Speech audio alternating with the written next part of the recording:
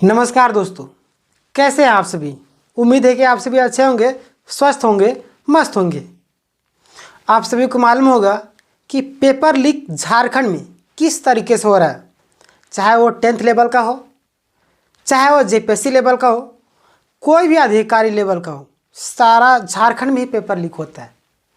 ऐसा क्यों होता है, लास्ट तक आप बने रहिए, आपको पता चल जाएगा। और आप सभी को मालूम होगा कि जो JLKM के जो काफ़ी एक्टिव नेता है देवेंद्र नाथ महतो जी, उन्होंने ज्ञापन सौंपा है राज्यपाल जी को सीबीआई जांच को लेकर। जैसे सीजल के बारे में भी बात किए, जेपीएससी के बारे में बात किए, तो लास्ट तक आप लोग बने रहिएगा। और जेटेट सीटेट का भी मामला जो कहाँ तक क्या प्रोसेस हुआ है उस पर भी हम लोग आगे चर्चा करेंगे। तो चैनल में नए होंगे तो चैनल को सब्सक्राइब करना ना भूलें, बेल नोटिफिकेशन दबा के ऑल कर लीजिएगा, ठीक है। चलिए, सबसे पहली बात हम लोग देखते हैं यहाँ की पेपर लीक की सीबीआई जांच के लिए राज्यपाल को सौंपा गया सबूत, ठीक है। यानी कि सबूत सौंप दिया गया है। क्या सबूत है, सबसे पहले हम लोग पेपर में चलते हैं और किसके बारे में बात कर रहे हैं उस पर भी आपको बताते हैं, ठीक है। सबसे पहले यहाँ पे आपको दिख रहा होगा कि ये जो है प्रेमिका के लिए 12वीं के छात्र ने मजबूत बनकर चुराया था पेपर, फिर कमाई के लिए बेच दिया था, ठीक है। अब यहाँ पे आप देखिए इस कोने में कि पेपर लीक, ठीक है, पेपर लीक के लिए क्या किया गया है, राज्यपाल को सौंप दिया गया है, ठीक है। यानी बोला गया है कि पेपर लीक हुआ है, सीबीआई जांच का जो भी प्रोसेस होता है उस चीज़ को आप आगे बढ़ाइए, ठीक है। देखिए यहाँ पे पेपर लीक मामले को लेकर JLKM के उपाध्यक्ष देवेंद्र नाथ महतो सोमवार को राज्यपाल संतोष कुमार गंगवार, ठीक है। आप सभी को मालूम होगा, अगर आप गवर्नमेंट जॉब की तैयारी करते हैं तो आप सभी को ये भी मालूम होना चाहिए कि राज्यपाल कौन है, मुख्यमंत्री कौन है, कौन कौन से मंत्री कहाँ, ये सब क्वेश्चन पूछे जाते हैं। तो यहाँ पे क्या आप लोगों को समझ में आया कि राज्यपाल कौन है, संतोष गंगवार जी, ठीक है। जो इंपॉर्टेंट रहते हैं उस चीज़ को भी मैं आपको बताता हूँ, ठीक है। देखिए, और आप कमेंट में बताइएगा कि झारखंड राज्य के जो शिक्षा मंत्री कौन है, ठीक है। देखिए क्या बोला जा रहा है, सबूत को सौंप दिया गया, सीबीआई जांच कराने और फास्ट ट्रैक कोर्ट में सुनवाई कर दोषियों पर कार्रवाई करने की मांग की। उन्होंने राज्यपाल से शिक्षा रामदास सोरेन, यहाँ से भी आप लोग क्या समझे, शिक्षा जो शिक्षा मंत्री है वो कौन है, मैंने आपको कमेंट में पूछा था, ठीक है। यहाँ पे भी पता चल गया कौन है, रामदास सोरेन को इस मामले में श्वेत पत्र जारी करने का निर्देश देने का आग्रह किया है, ठीक है। और उन्होंने जैक अध्यक्ष सचिव से तत्काल निलंबित करने और JSSC अध्यक्ष के तत्काल नियुक्ति करने की मांग की। अब देखिए जैक के अध्यक्ष क्यों तत्काल निलंबित करने की मांग कर रहे हैं, क्योंकि जब आप सभी को मालूम होगा कि JPSC का जो अध्यक्ष है उसकी भी नियुक्ति नहीं हुई थी, जैक का भी अध्यक्ष है उसकी भी नियुक्ति नहीं हुई थी, लेकिन जैक का अध्यक्ष तुरंत नियुक्ति किया जाता है और उसके बाद जो 10th 12 का जो परीक्षा होता है उसका प्रोसेस आगे बढ़ाया था। लेकिन इन्हीं बीच में आप सभी को मालूम होगा कि इतना लापरवाही कैसे बरता गया। क्या जैक के जो अध्यक्ष है इन सारी चीज़ों को लेकर मतलब कि जो भी प्रक्रियाएँ हैं उस पर नज़र नहीं रखी, या उनके अधिकारी के द्वारा गलती की गई। अगर ये सारी चीज़ें होती है तो बड़े अधिकारी को पकड़ना चाहिए, छोटे छोटे बच्चों को पकड़ लिया था, छोटी मछली को पकड़ना नहीं, बड़ी मछली को पकड़िए। बड़ी मछली को पकड़िएगा तो क्या होगा कि छोटे मछली बचे रहेंगे। यानी कि मैं आपको एक एग्जांपल देता हूँ, ठीक है।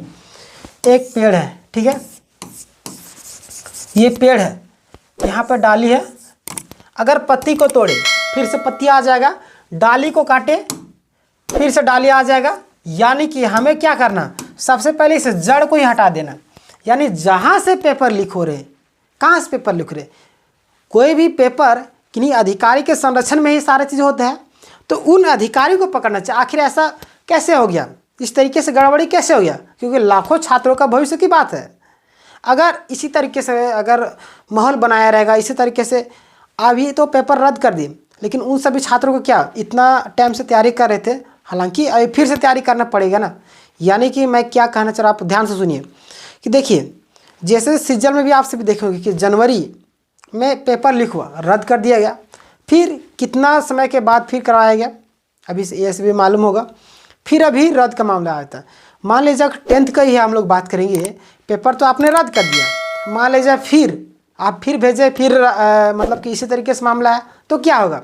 उन सभी छात्रों का भविष्य बर्बाद ही ना है। जिन सारे लोगों का जो एग्ज़ाम है अच्छे तरीके से गया होगा, उनका क्या हुआ? उन लोगों के प्रति कौन सोचेगा? और मान लीजिए आप जिस तरीके से फिर क्वेश्चन पूछे और उन लोगों का एग्ज़ाम अच्छा नहीं गया, तो ये सारी चीज़ें सोचने वाली है कि जिन अधिकारियों को संरक्षण दिया जाता है, यानी कि जिन अधिकारियों को गलती करने पर संरक्षण दिया जा रहा है, आने वाले दिनों में वही लोग बेच के खा जाएंगे, याद रखिएगा। ठीक है, देखिए यहाँ पे देखिए रामदास सोरेन को इस मामले में श्वेत पत्र जारी किया। ठीक है, उन्होंने जैक के अध्यक्ष को निलंबित करने की भी बात की है और जेपीएससी अध्यक्ष को तत्काल नियुक्ति करने की मांग की। जेपीएससी अध्यक्ष की अभी तक नहीं नियुक्ति हो रहा है, लगातार छात्र कोशिश कर रहे हैं, कई सारे कर्मकांड कर दिए, यहाँ तक जेपीएससी को मृत घोषित कर दिए, ब्रह्मभोज आयोजित कर दिए, हर एक चीज़ किए। ठीक है, मंत्री लोग को निमंत्रण भी भेजे, हर एक चीज़ किया गया। अब बोला जा रहा है कि वहाँ पर जाकर आलू प्याज बेचा जाएगा जेपीएससी कार्यालय में।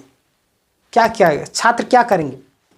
यहाँ तक इस तरीके से प्रोटेस्ट किए कि मास्क लगा के बोल रहे थे या तो जेपीएससी अध्यक्ष की नियुक्ति दीजिए या तो हमें फांसी दीजिए। आखिर छात्रों को ऐसा करने पर विवश कौन कर रहा है? यहाँ की सरकार दोबारा चुन करके आई ना, तो सरकार का ही गलती है ना। आप अगर ध्यान से देखिएगा, क्योंकि सरकार अगर चाहे तो एक दिन में नियुक्ति करवा सकती है, एक दिन में। लेकिन सरकार से पूछा जाता है, सरकार क्या बोलती है कि हमें वैसा कोई योग्य व्यक्ति नहीं मिल रहा। क्या जैसे सिज्जल का जिस समय छात्र लोग थे थोड़ा सा हेमंत सोरेन जैसे रूठे हुए थे और वोट काफ़ी ज़्यादा अन्य पार्टी को भी गया, क्या उस चीज़ का बदला ले रही है या किस चीज़ का बदला ले रही है? सरकार को भी यहाँ पे ध्यान देना चाहिए कि अगर हम सिर्फ मई योजना अन्य योजनाओं के बलबूते पर कभी बिजली बिल माफ़ कर दिए, मतलब कि चुनाव से पहले इन सारी बलबूते पर अगर चुनाव जीतना चाहें, तो दिल्ली का हाल अभी देखे होंगे किस तरीके से हुआ। आने वाले दिनों में अभी मौका मिला, आने वाले दिनों में आपका हाल भी वैसे ही होने वाला है। तो समय है, समय रहते अगर सुधर गए, समय के अनुसार चल लिए तब अच्छा है, नहीं तो वो दिन दूर नहीं जब पतन, कोई भी इंसान का पतन होता ही है। ठीक है, कोई भी चीज़ ज़्यादा देर तक चलता नहीं है।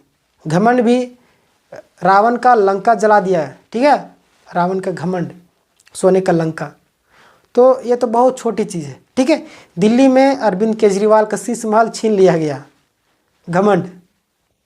ठीक है, इसी तरीके से अभी भी समय है, सुधर जाना चाहिए। ठीक है, देखिए आगे क्या है। JPSC first and second chargesheet अधिकारियों को तत्काल निलंबित करने। फर्स्ट एंड सेकंड जेपीएससी में मैंने आपको बताया था कि 3 लोग, भाई बहन और माता पिता, तीनों लोग सुसाइड कर लिए। क्यों? जो प्रथम जेपीएससी की टॉपर थी शालिनी विजया, उन्होंने सुसाइड कर लिया। उनको नोटिस भेजा गया था सीबीआई के द्वारा। बताइए, इतने सालों के बाद आप अगर मान लीजिए जैसे सिज्जल में मान लीजिए कि आपने धांधली करके नौकरी ले ली, ठीक है, और आप धीरे धीरे पोस्टिंग आपका अच्छा होता है, आप ऊंचे लेवल के अधिकारी हो जाते हैं। और अभी तो जांच नहीं होता है, 10-12 साल बाद जांच होता है। आप इतना रेपुटेटेड हो गए हैं कि आप लोगों की नज़र में एक सेलिब्रिटी की तरह, आप मान सम्मानित वाले व्यक्ति हैं। ठीक है, और आपके ऊपर 12 साल के बाद करप्शन का आरोप लगाया था, तो उस चीज़ को आप स्वीकार नहीं कर पाएगा। इसी तरीके से 3 लोगों ने, भाई बहन और माता, ठीक है, सारे लोगों को, माता को बताया जा रहा था कि सबसे पहले माता के ऊपर सफ़ेद चादर लेटा हुआ था, सफ़ेद चादर ऊपर से ढका हुआ था और फूल वगैरह चढ़ाए गए थे। यानी कि इससे साफ स्पष्ट था दोनों भाई बहन लोग माँ को पहले मार लिए। ठीक है, जहर वगैरह दे दिए होंगे या कुछ कर दिए होंगे और दोनों जन सुसाइड कर लिए, फांसी लटक गए। तो यानी ऐसी गलती क्यों करना? जो धांधली करके नौकरी लेंगे, ऐसा तो गलत है ना। ठीक है, ऐसे गलती कभी ना करें। मान लीजिए अभी आप जैसे सीजन में इस तरीके से आ जाते हैं, आने वाले दिनों में आपके लिए बहुत बड़ी मुश्किल हो जाएगी, क्योंकि आप सम्मानित पद में अगर हो जाएंगे तो आप पर अगर करप्शन का आरोप लगाया तो आपका दिमाग उस चीज़ को स्वीकार नहीं कर पाएगा और आप लोग ऐसा कदम उठा सकते हैं। इसीलिए अभी भी समय है, सुधर जाइए। अगर पैसा वगैरह बाकी होंगे तो नहीं देना है और कोशिश करना है कि जो चीज़ें सही है, सही को सही बोलना, गलत को गलत बोलना। ठीक है, मैं क्या बोलना चाह रहा हूँ आप लोग समझ गए, आप लोग खुद समझदार ही इतने। ठीक है, तो जैसे जेपीएससी में कई सारे जो अधिकारी है, जैसे कि हमारे जो अरविंद लाल जी थे, उन पर भी कई आरोप लगे हैं। ठीक है, अब वो हमारे जेएसएससी के उप सचिव थे। मतलब इतना सम्मानित पद में बाद में पता चला कि आप करप्शन करके आए, तो आप पर क्या बीतेगी और उन सभी छात्रों पर क्या बीतेगी जो आप पर विश्वास करते हैं, किस तरीके से विश्वास करेंगे। ठीक है, देखिए तत्काल निलंबित करने का कार्रवाई करने की मांग की। देवेंद्र ने कहा कि उन्होंने 19 फरवरी को ही जैक के सचिव को पेपर लीक का सबूत सौंपा था। ठीक है, तो यानी कि मैं आपको अभी भी बोल रहा हूँ कि अगर आपने गलत तरीके से इस पद में जाने की कोशिश कर रहे हैं जेएसएससी में, जेपीएससी में, तो आने वाले दिनों में यही हाल होगा। मैं आपको दिखा देता हूँ पेपर में जहाँ आप लोगों को विश्वास हो जाए। ठीक है, क्योंकि आप लोग विश्वास नहीं करते बहुत सारी चीज़ों पर। ठीक है, और देखिए यहाँ पे यही चीज़ मैं आपको भी एग्जांपल दिया। ठीक है, ये है शालिनी विजया, तीनों लोग सुसाइड कर लिए। और ये लोग कौन है? ये है प्रथम जेपीएससी की टॉपर है शालिनी। आखिर क्यों सुसाइड करना पड़ा? क्या इनका 3-4 जगह घर था? क्या संपत्ति ही सारी चीज़ होती है? आप तो संपत्ति अर्ज लेंगे, लेकिन आज अभी आप गलती कर रहे हैं, आप पकड़ा नहीं रहे हैं। मान लीजिए कि आपका ज्वाइनिंग हो जाता है, आने वाले दिनों में कभी ना कभी आपका पाप का घड़ा भरेगा और आप पर ऐसा आरोप लगेगा कि आप उस चीज़ को स्वीकार नहीं कर पाएगा, और आने वाले दिनों में शालिनी के जैसा ही आप कदम उठा। ये टॉपर रही प्रथम जेपीएससी की। मैंने लगता कोई टॉपर इस तरीके से कैसे कर सकता है? क्या उसकी मानसिक स्थिति रहती होगी, सोचिए।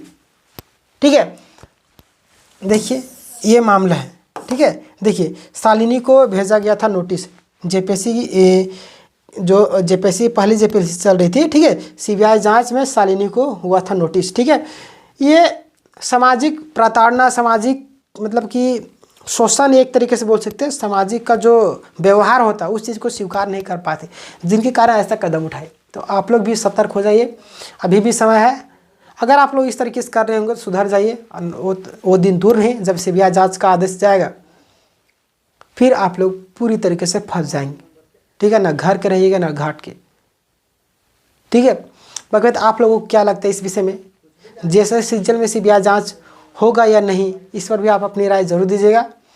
और आप अगर हमारे चैनल में नए होंगे तो चैनल को जरूर सब्सक्राइब कर लीजिएगा, क्योंकि यहाँ पे online class free of cost उपलब्ध कराई जाती है। इसलिए चैनल को सब्सक्राइब करना ना भूलें और बेल नोटिफिकेशन दबा के ऑल कर लीजिएगा, ताकि जब भी लाइव क्लासेस होंगे उसकी जो नोटिफिकेशन है सबसे पहले आप तक जाएगी, आप लाइव क्लास में जुड़ सकेगा। तब तक के लिए अपना ख्याल रखिएगा। जय हिंद, जय भारत।